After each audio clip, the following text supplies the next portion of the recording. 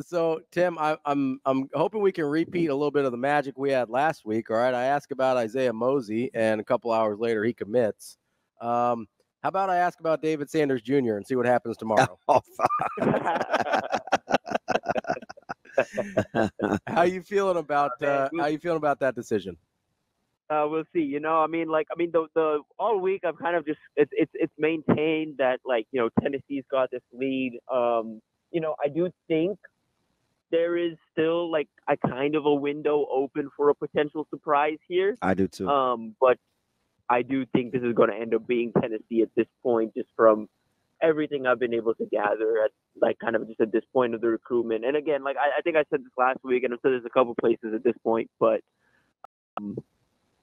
I think Nebraska's positioned themselves to, if they want to push for a flip, they absolutely can down the line.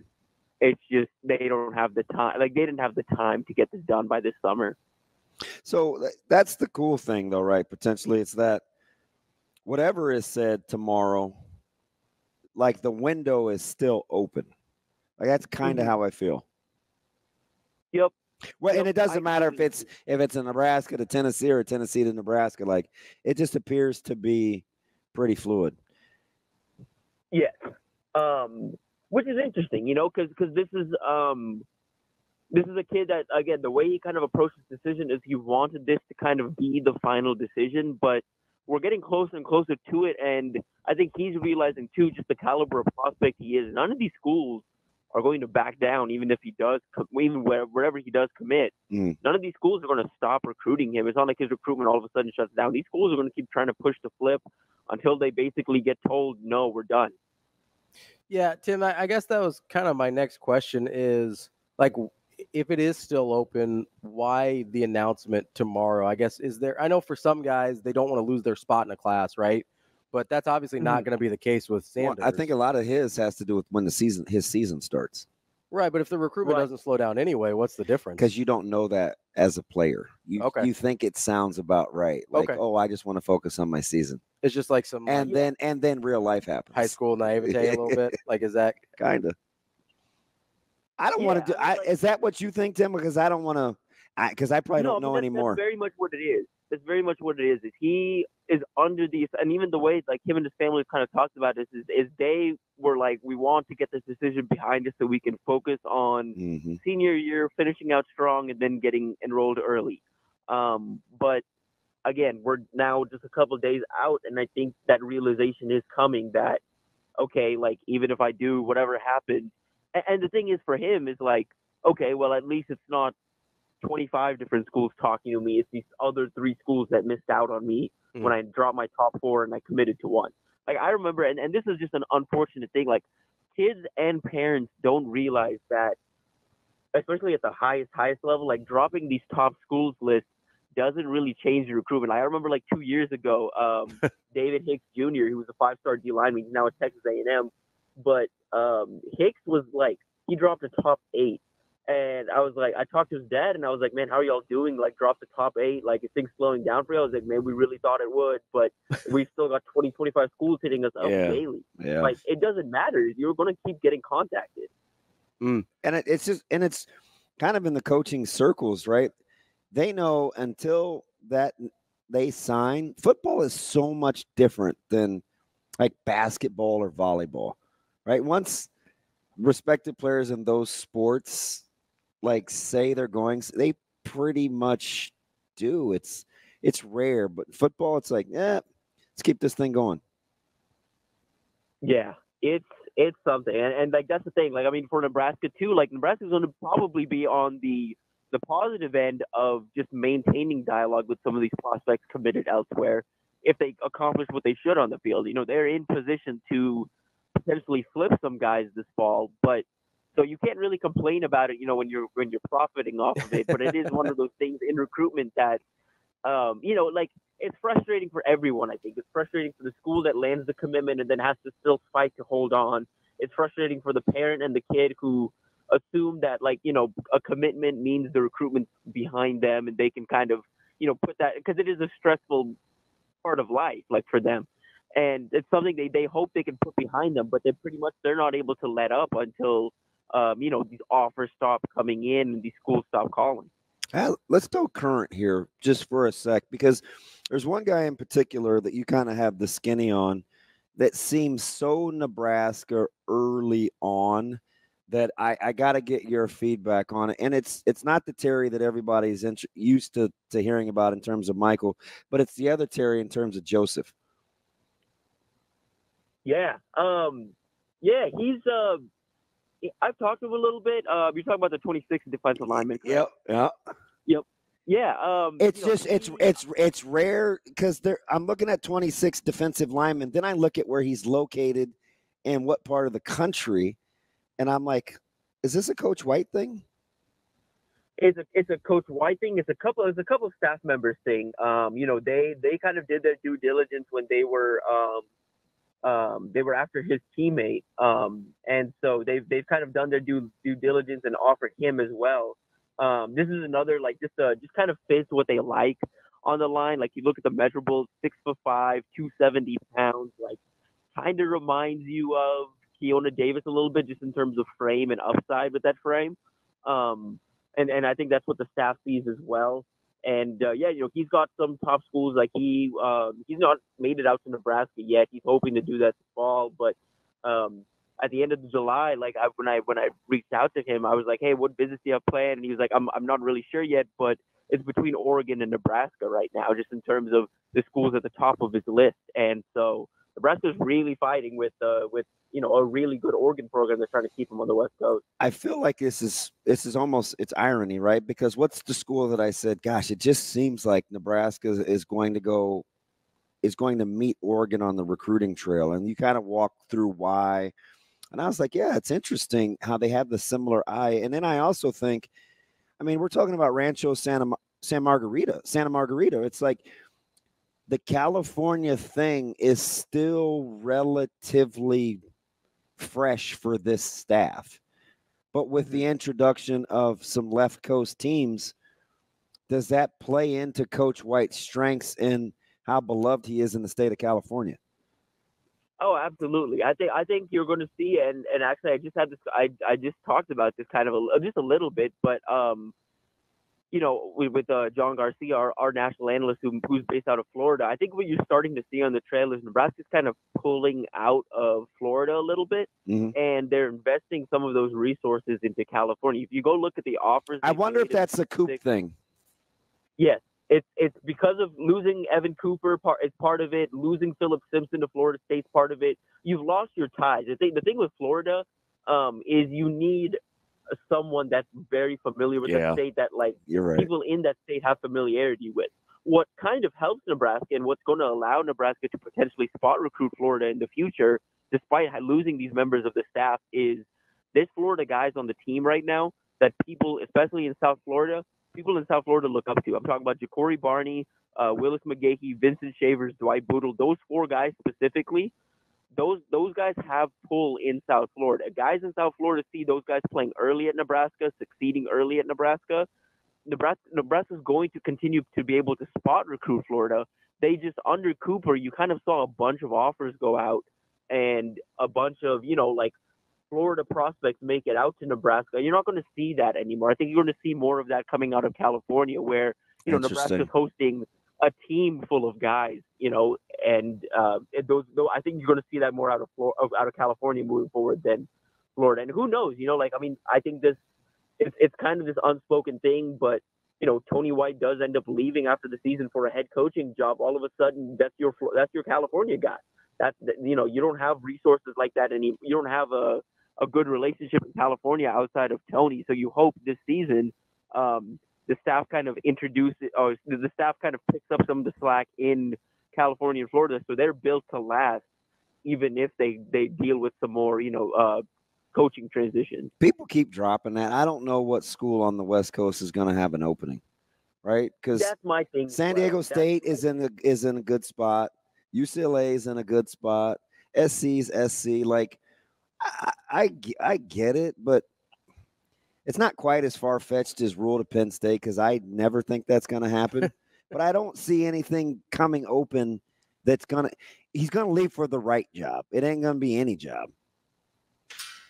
Right. I agree. I don't know if there is one in particular. I think I don't think there's one in particular. I think on the West Coast right now that like would even open up after the year as well, just because the way the timing kind of worked out. But do you think he takes something potentially not even on the West Coast necessarily, but like somewhere that can recruit the West Coast? Like, do you think that's in him, or is it, or do you believe he's solely looking to get to the West Coast? Yeah, I think so. I'm not sure. That's a great question. What I do think is he's so specific in his wants that you have to have multiple boxes checked because he has a really good thing right now and he's just getting started. So let's say it's a year or two in and Nebraska is trending in the right direction. Imagine how much better his portfolio is in 26 than it is at the end of 24. And his options. I mean, right? Yeah. Like,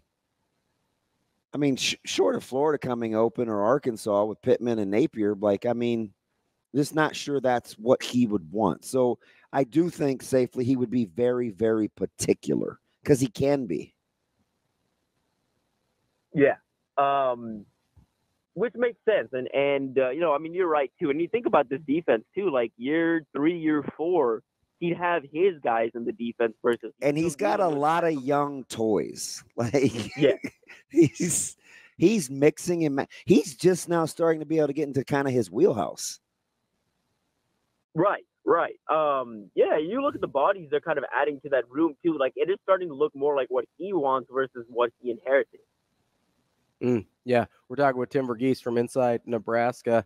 You know, with you mentioned the lack of ties, at least on the coaching staff, to Florida. We kind of saw them go and pick up in Jamar Mosey, a guy from an area they wanted to get back into. Like, is it just a matter of time before, whether it's a position coach or kind of one of these ancillary assistant coaches, that you expect them to add another Florida guy on staff, whether it's a high school coach or somebody else? Potentially. I don't necessarily know if that's a focus for them right now, though. Like they especially in these next couple cycles, there's so much in the 500 miles, and so that's giving Nebraska this opportunity to kind of go in and make an early impression. And are you talking about guys like Taj, like Overton, maybe, or somebody like that? Yeah, Taj Overton's one. They're going to get Caden Jones. He's the number 1 running back in Oklahoma in 2026. They're getting him out for the Colorado game. 2027, they have an offer out to Samaj Stanford. He's out of Jenks, Oklahoma. He's again, I had a coach down there that down in Oklahoma that's coached against him and has seen him in multiple different settings and believes that Stanford's going to be a top 5 safety in the country when his time comes. Tim, I'm always curious when we are talking about, you know, recruiting maps and things like that. Is there, you know, is there any value to picking up, you know, whether it's another, I like another connection in Texas as well too. Like, I know they've got those strong ties there with McGuire and obviously Rule, but you mentioned Oklahoma, and my thought process automatically goes to Texas. Is that just already part of their pipeline enough where you feel comfortable? Yeah, somewhat, and then they've added to it. Like, I mean, like beyond, like, obviously off field, Josh Martin, he's got some Texas ties. You know, having coached at SMU and you know his days as a high school coach. Ira Savage Lewis, that's a guy that coached at the high school level in Texas and joined the staff this offseason from Shadow Creek High School. So he's got some familiarity in Houston specifically and can help you out a little bit there. I think the staff, if they can add a guy. I was going to say, who's my Temple, Texas guy? Because I sure do like Carlton. oh yeah. I mean, I think they'd love a guy that can really help them out in that area specifically, because beyond Jamarian Carlton, they love London Smith out of University High, that's in Waco. That's another guy just in that area within an hour or so of Temple, or within a couple minutes or so from Temple. That's another guy they really like who can play both ways. There's a couple guys coming up at University High, I think they're really high on right now. So they'd love a guy, I think, in that region if they can find it. But I think they're really using like Rule's relationships right now, because those guys grew up watching Rule at Baylor. All right, let's fast forward to today, right? You're there early. You're ready to go. primed and locked and loaded. What is TV looking for in this window to maximize?